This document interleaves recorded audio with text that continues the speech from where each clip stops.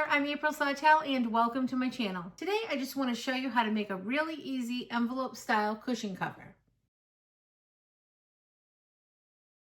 If your pillow's not quite square, if it's a little more than a rectangle like mine is here, let me show you how to do this. You'll need a measuring tape, some clips or pins, a rotary cutter, something that you can push out the seams with. I just use a chopstick. You'll need a hot iron, and you're gonna need some fabric. You can use any kind of fabric in this. It doesn't even matter if it's an old recycled sweater. It could be upholstery fabric. You could use quilting cotton, fleece, flannel. So if your cushion cover is looking a little dingy, you could make one of these in just minutes. Okay, let's get started. So the first thing you're gonna wanna do is take your measurement of your pillow. You're gonna go across. You're gonna go from seam to seam. You go seam to seam, or I just go right to the table. I hit the table right at the bottom. So I've got 32 inches width, and my length is 29 inches. So I'm gonna write those numbers down. Some people like to leave seam allowance, so you would leave 1 inch if you were to leave seam allowance. I'm not gonna leave a seam allowance because my pillow is very floppy. It's not real tight inside of the pillow. I would rather my case be a little snug on the pillow. I'm just gonna do exact same size as the pillow itself. Plus I wanna add 1 inch to each of those because I'm gonna do that all the way around. So that 1 inch is how I'm gonna allow that little design on the edge. So that brought me to 33 inches for my width and 30 inches for my length. So just go ahead and you're gonna just cut your fabric down to the size that you're gonna need. This is for the front piece. Here's my piece that's 33 by 30. If you're working with a directional fabric, you're gonna want your fabric to be going in the same direction, okay? You wanna be sure of that. I want my opening to be across the width, not the length. I want my seam to run across the width, but I need to take my measurement from my length. So now I'm gonna take my 30 inches, I'm gonna divide that in half. So I've got 15 inches. I'm gonna add 5 inches to that because I wanna leave 4-inch overhang. Plus I wanna leave seam allowance. And this is a really big pillow, so I'd like to have a nice big overhang. So that's gonna give me 20 inches. I'm using directional stripes, so I'm gonna mark my fabric just with a pin and a piece of paper so it doesn't throw me off. Where I want my line to come across the width and not the length, I've marked my fabric on each side where it says length. That way I know which way is the length. Because it's 33 by 30, it's gonna be a little bit hard to quite tell. So my stripes are gonna be going up and down in this project. I'm gonna put these markers on here just to not confuse me. Now I'm gonna cut out 2 pieces, 33 by 20. More reminder, when you're cutting your fabric out, make sure if you're using directional fabric, you're keeping it in the same direction. It's really easy to get turned around. I've got my 2 pieces cut on the width. I've got 33 by 20. So on my 2 pieces that I have, I'm gonna do a double hem. I'm gonna fold a 1/2 inch press, fold a 1/2 inch press. I'm just gonna eye this at a 1/2 inch. I'm gonna press a 1/2 inch all the way across. Using steam. I almost always use steam.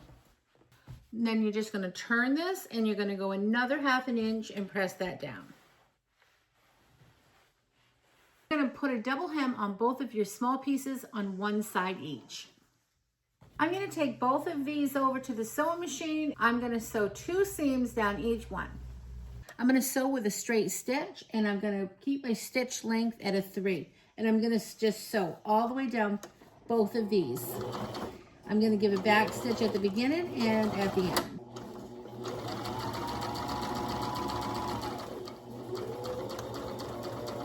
And just try to keep yourself right on the edge. You just wanna be consistent at how far off the edge you are. So just use something as a guide here. Whether it be your needle or your presser foot, just go nice and slow. And just do that all the way down. Coming to the end and I'm gonna give it a little back stitch right there. You can use any kind of stitch you want here or any kind of thread. You will be seeing this because this is gonna be right on the back of the pillow. You might wanna do a decorative stitch or you may wanna even do a zigzag stitch. If you have a serger, you could always just serge the edges as well. Now I'm I'm just gonna go back and I'm gonna give this one more stitch all the way across. In this case, I'm just gonna use my presser foot and I'm just gonna use that as my guide, and my needle will be right in the center of that. And I'm just gonna sew all the way down. And I'm gonna give it a back stitch. You probably don't need to give it a back stitch, but I just like to give it a back stitch. And that's what it's gonna look like. That's the part that everybody's gonna see. I'm gonna do the same to the other side. You can use any color thread you want. You can make it so it sticks out, or you can make it so it blends. So my hem is done, nice and secure. So I know I want my opening on my width, not on my length. My little marker here is gonna tell me I wanna spin this. So now you want your hems to come together, and we're gonna do right sides together. So I've got my top face up, I've got this is gonna be the back, and I've got that face down. So that's right sides together. The hem is towards me. Then you'll take your second piece and you're gonna lay that right over top the first piece. So you've got piece 1 on the bottom, piece 2, piece 3. And now you can see where the overlap is. There's your 5-inch overlap right here. Now you're just gonna take your clips or your pins and you're gonna just start matching the top and the bottom. And I'm gonna go start sewing and then go with the back stitch. My stitch length is at 2.5, and I'm gonna start sewing and I'm gonna give it a back stitch right there. And I'm gonna go about 3 or 4 times over this section right here. This is the opening and closing to the pillowcase. It's gonna take a lot of wear and tear right there when you're opening it and closing it, and when you're doing laundry and stuff. So I'm gonna just go over it. It's real thick there. And I'm gonna do that like 4 times. I'll stay at my 1/2 inch, and I'm gonna go all the way around this. Now I didn't account for my seam allowance, so this is what's gonna make the pillow nice and tight. But then remember, I added 1 inch. I'll show you what we'll do when we get to that. So just sew all the way around at 1/2 inch, taking your clips or pins out as you go. And I'm just gonna sew all the way off here. And then I'm just gonna turn myself. I'm gonna start right back in right here at the top. I'm gonna be trimming that down anyway, but that way I can keep my 1/2 inch really accurate here. So I'll start, give it a back stitch, and just work my way down.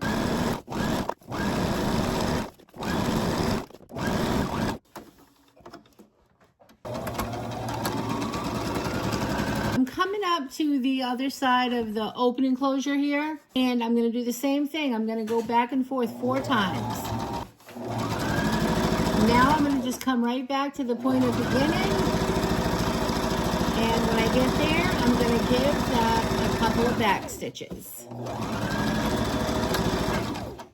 So now what you can do is you can clip all of these corners. It's going to be hard to see these threads here, but here's my corner, and I'm going to clip all the corners off to leave less bulk. What you don't want to do is cut inside of the seam.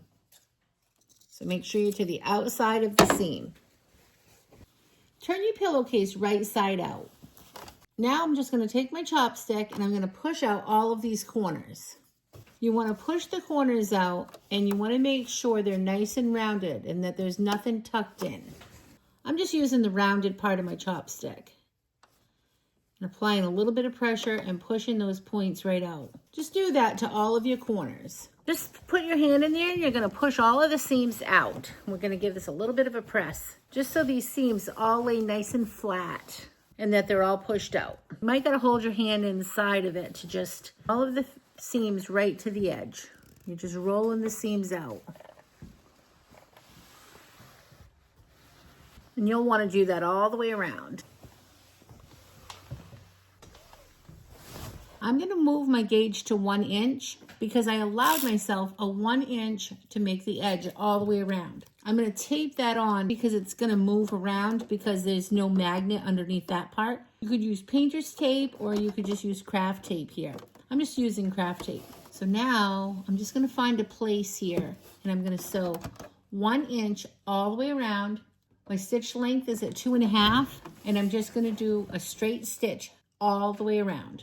and I'm going to back stitch at the beginning and at the end.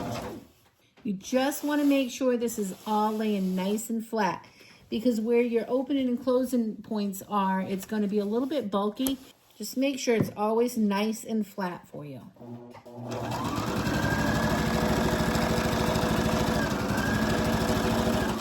Make sure you're feeling underneath to make sure it's flat too.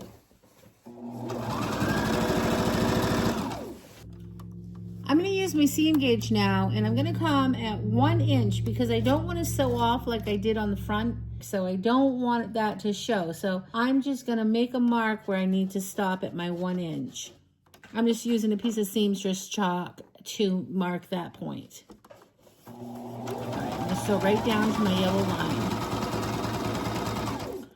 My needle down, and I'm going to just lift my presser foot, and I'm going to pivot right here. And I'm going to sew all the way down again. I'm going to do that at every corner.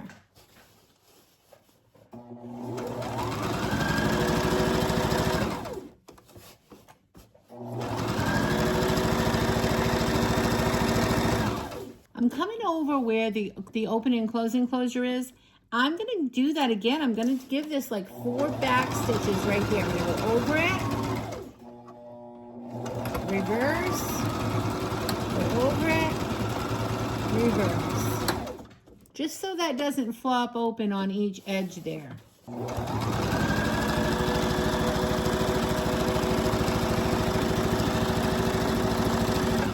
Okay, I'm coming to the edge again, and I'm just going to mark my point again so I don't oversew.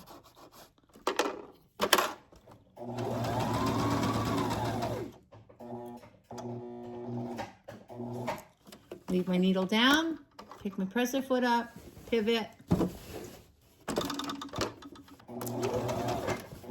Making sure everything lays nice and flat. Now make sure everything's nice and straight here.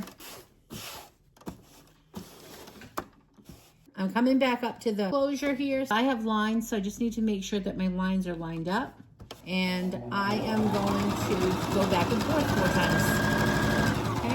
Go slow because it's thick. 1, 2, 3, 4. There. I'll just hold it nice and secure. And I'm at another corner, the last corner. Mark my spot, needle down, and pivot. I'm just going to come right back to the point of beginning, and I'm just going to go over it a little bit, and then I'll give it a back stitch.